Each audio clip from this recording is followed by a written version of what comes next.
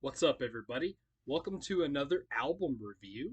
Um, and today I will be reviewing from the year 1967 the album Surrealistic Pillow by Jefferson Airplane. Yes. This album was released on February 1st, 1967. Recorded between October 31st to November 22nd, 1966. And it was recorded in the studio RCA Victor's Music Center in Hollywood, California. Um, the Wikipedia has the genres. It says it's folk rock, psychedelic rock, and acid rock.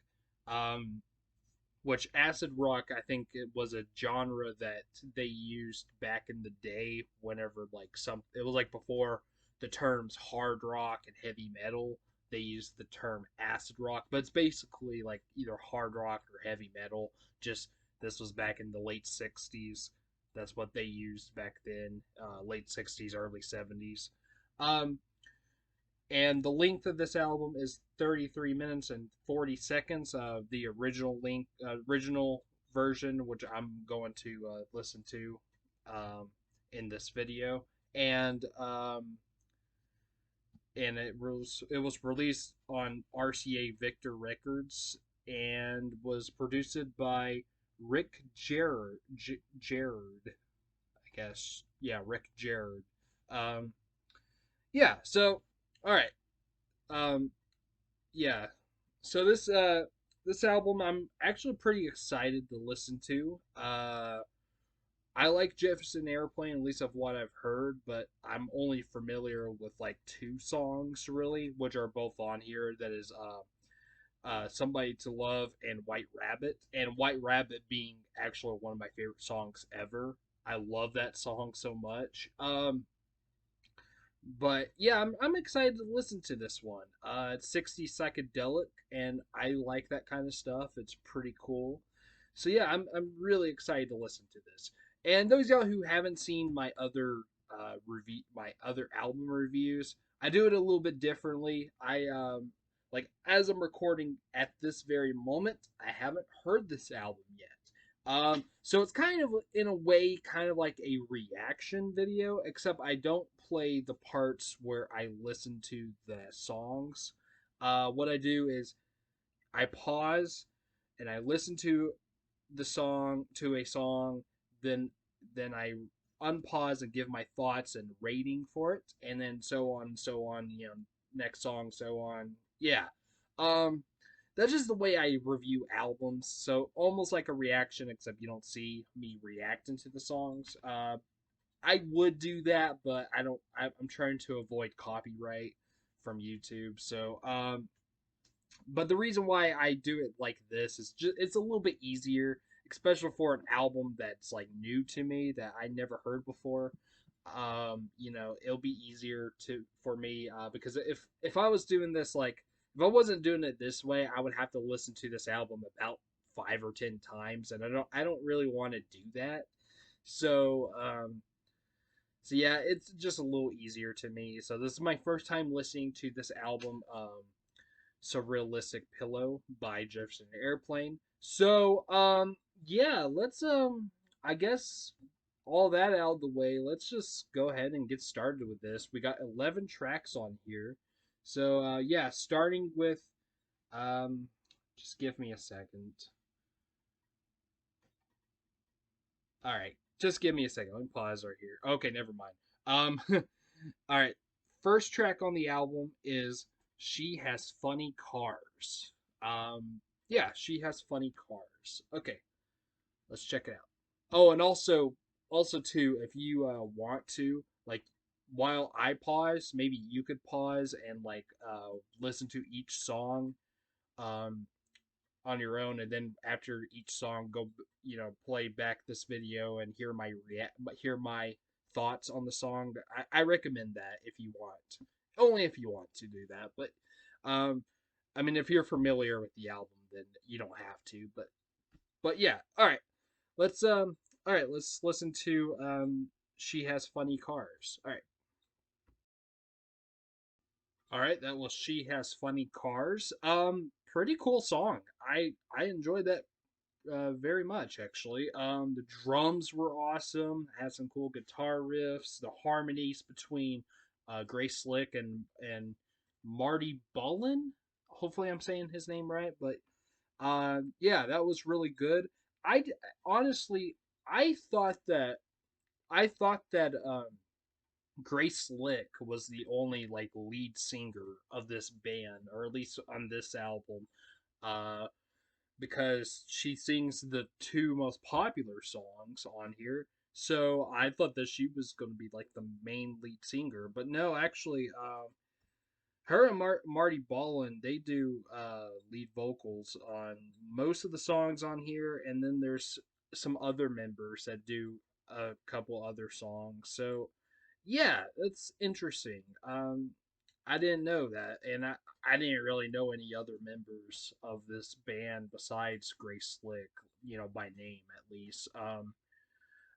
Although Skip Spence, he's one of the drummers on this album, and that sounds familiar. That name sounds familiar, so I think I might have heard of him. But but yeah. Anyways, though, really cool song. I really like that one. So I'm gonna give that one a 9 out of 10. It was really good. All right. Next one is one of the big songs off the album. It's a song I'm very familiar with. Somebody to Love. All right. Let's listen to that. All right, that was Somebody to Love. Yeah, it's a great song. I've always enjoyed that one. I don't like as much as White Rabbit, which we'll get to later, but it's still a great song. One of the best '60s pop rock songs ever, and Grace Slick sounds amazing on this one.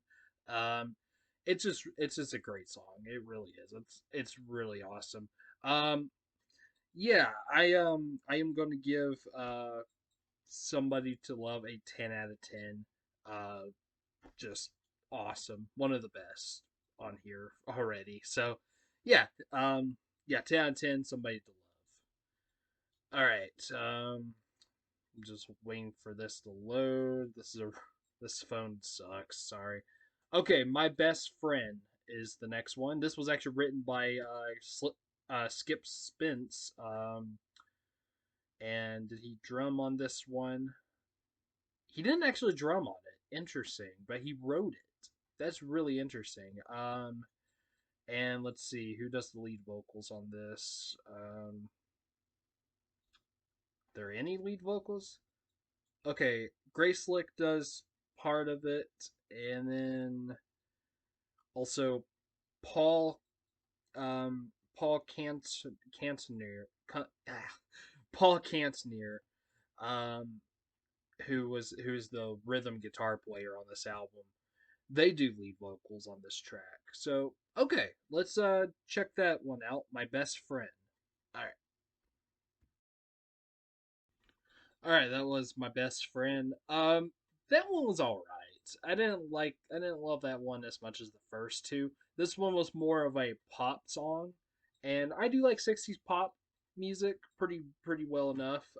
This kind of reminded me a little bit like like the early days, or well, the pop uh era of the Beatles kind of. It was all right. It just wasn't as cool as the other two, but it was a decent song. Yeah, My Best Friend. That one that one I'm going to give a 7 out of 10. Yeah. Okay, all right. Track number 4 is Today, not to be confused with the Smashing Pumpkins song. But yeah, Today. All right, let's check that one out.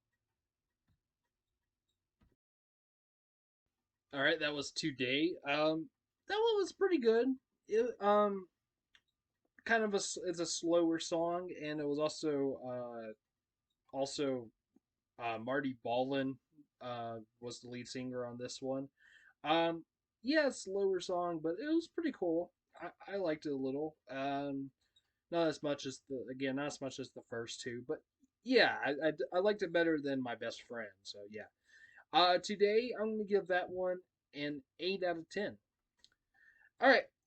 Next one we got. This is the closing track of side A. That is "Coming Back to Me," and this is the longest song on the album. This is 5 minutes and 18 seconds. So, all right, let's check it out. All right, that was "Coming Back to Me." Favorite song on the album so far.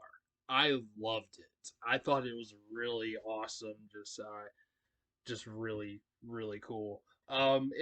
It's slower than Today, but it's actually like more just interesting, more cooler and stuff. It's it's awesome. Um, Marty Ballin does the lead vocals on this one again, and he sounds great.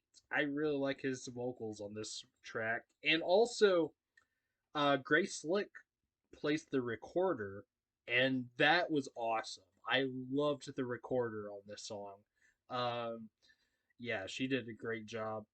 And also, there's I just found out something. Jerry Garcia is actually on this album, and he plays guitar on a few tracks, and this is one of them as well. Um, might have been him doing the main guitar. I don't know. It sounded like there was only one guitar in the track.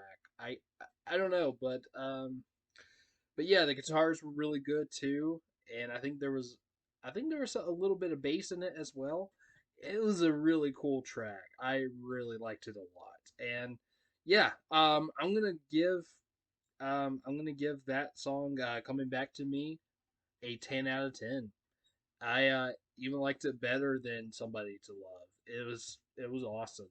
Um, so far my favorite on the album, but we still got White Rabbit, so we'll see.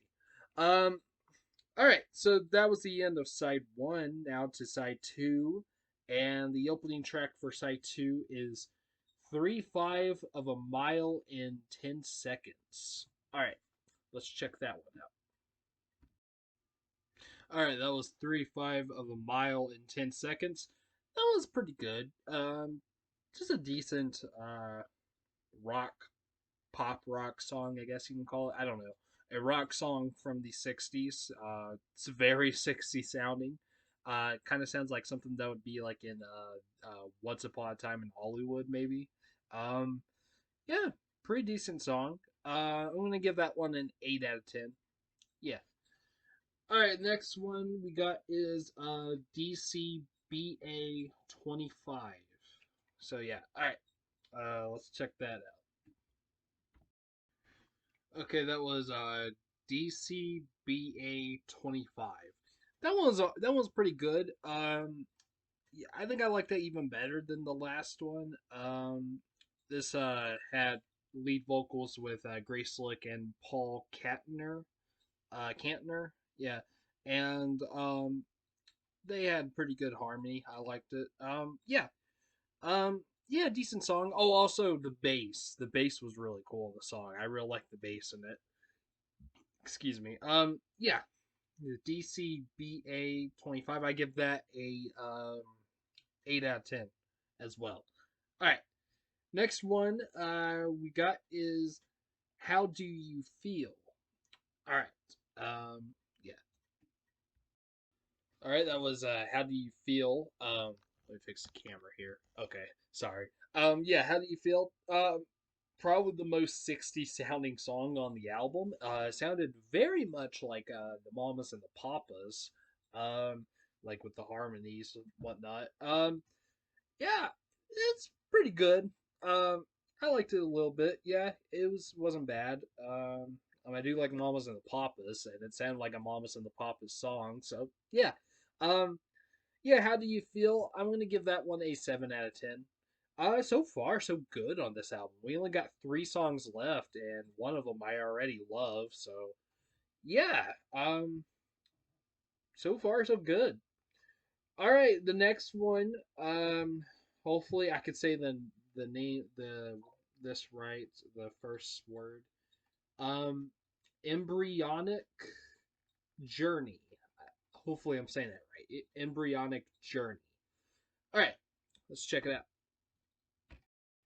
All right, that was Embryonic Journey. Again, I apologize if I'm saying that first word wrong. Um, yeah, that one was decent.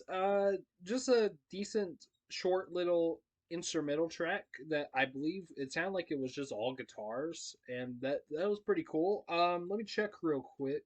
Um, no, I guess not. Okay, I was seeing maybe Jerry Garcia was one of those playing, but apparently not. But no, that was pretty cool. It was a pretty cool song.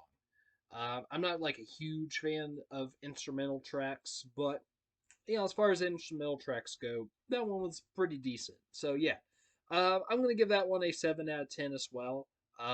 Yeah, Embryonic Journey. Yeah. Okay. All right. Next one. You know it. You love it. Let's just go ahead and listen to it. Here is White Rabbit. All right, that was White Rabbit. Yeah, this song is amazing. I like even before I started listening to it again, I just went ahead and put on Rate Your Music, just gave it already a 5-star rating. It is amazing. I think this is one of the greatest songs ever written. And here's a little fact: this is the only song on this album that was written by Grace Slick. So yeah. But everything about this song is just amazing. Everything from all the music, the drums are really awesome, the bass is really cool, the riffs, Grace Slick's vocals are outstanding. The lyrics are amazing.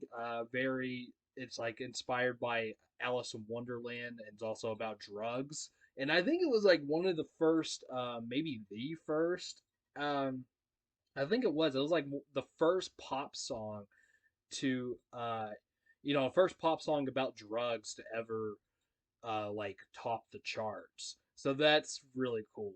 And I don't even know if if people even realized what it was about at the time, but yeah.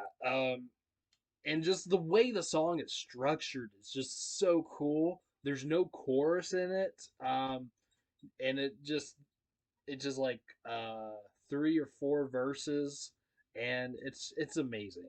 My only somewhat kind of, not really a complaint but more of a nitpick, is I wish the song was a little bit longer, like at least add another minute to it. But whatever. It bothered me a lot when I first got into the song, but now I've heard the song like a million times already, and now I'm kind of over it. I mean, I do still wish it was a little bit longer, but this song is just amazing. If you didn't listen to any of these songs yet while watching, while I paused the video, uh, and you didn't listen to that one, check it out. It is amazing. You might have already heard it before because it's a very popular song. It's been in um, very popular movies like Fear and Loathing in Las Vegas and Platoon. Um, and also, there was a cover of it in the Zack Schneider movie, Sucker Punch. So there might be a good chance you've heard it. Same with Somebody to Love. Those are the most popular songs off of this album. So yeah, White Rabbit, amazing song. Not 10 out of 10, 100 out of 10. That song is amazing. I fucking love it. It's one of my all time favorite songs, possibly top 10 favorite of all time. It's amazing. Yeah. All right. And now we're down to the final track on the album, and that is Classic Fantastic Lover. All right. Let's check it out. Last song.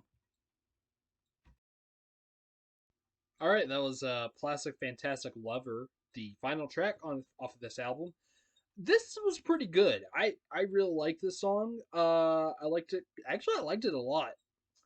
However, I will say though, I don't think this should have been the final track on the album. Honestly, I think White Rabbit should have been the final track on the off the album.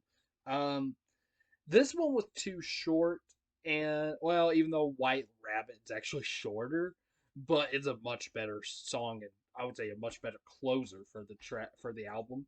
And also the song ended on a fade out, and I do not like albums that end on fade outs.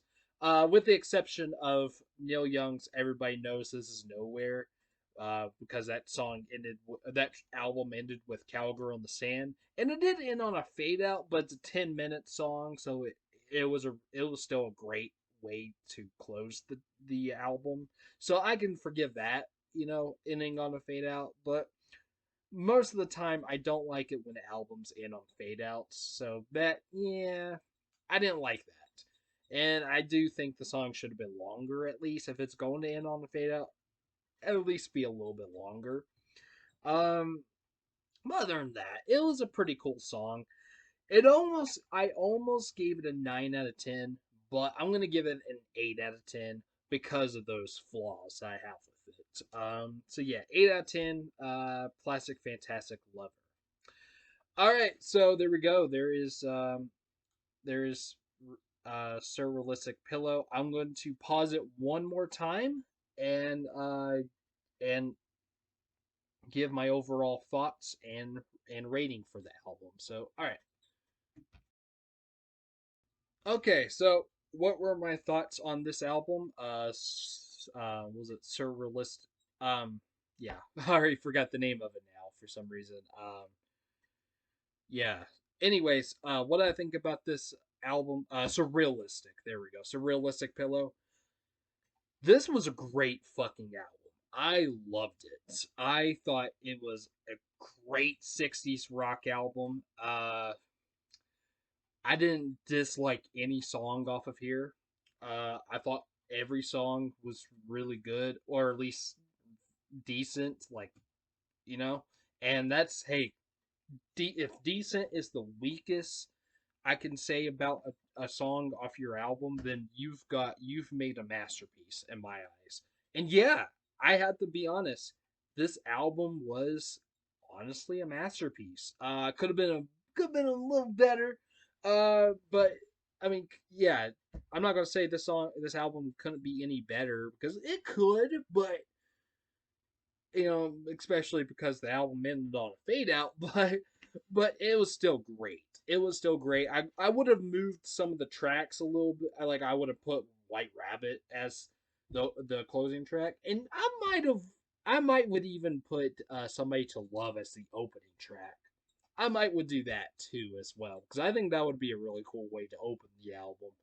Um, and White Rabbit as the closing for the album. But no, this album I thought was still amazing. I really enjoyed it. And I'm gonna go ahead and give it its ring. I'm gonna give it a 10 out of 10. Yeah, I think this might have been the first time I ever gave a album a 10 out of 10. But yeah, I thought it was almost perfect. You see, I gave all these tracks a either 7 or above out of 10.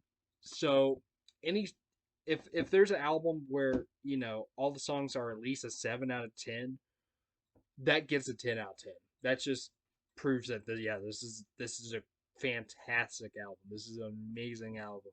And yeah, I loved it. I did. I loved this album. Um yeah. So yeah. Um Surrealistic Pillow, sorry.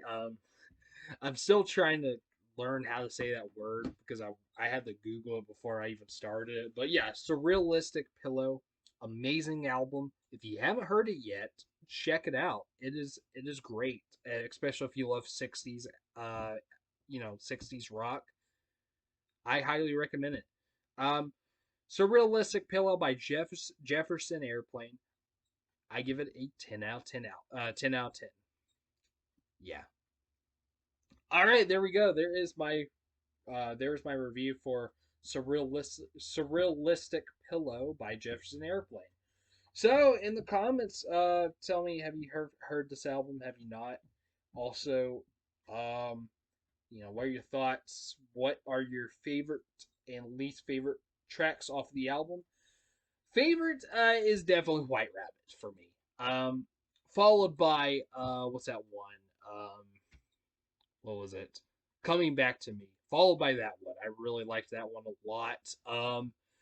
And least favorites, I might say My Best Friend might have been my least favorite, but I still enjoyed it. So yeah, like not a bad song on this album at all. So yeah, give what your favorite and least favorite, songs are. Also, hell, if there are any other Jefferson Airplane albums you want me to review, let me know down in the comments. No Jefferson Starship though. I refuse on Jefferson Starship, but Jefferson Airplane, yeah, sure. Let me know. Let me know down in the comments below. And also just any other album you want me to review, let me know. Maybe I'll do it if I haven't heard it uh, before, or at least not as much. Then I'll consider it. It depends who it is. But yeah, I yeah, there's a good chance I could do it. So yeah. Um, all right. So please like, subscribe, comment, and hit the bell. And I'll see you next time. All right. Peace.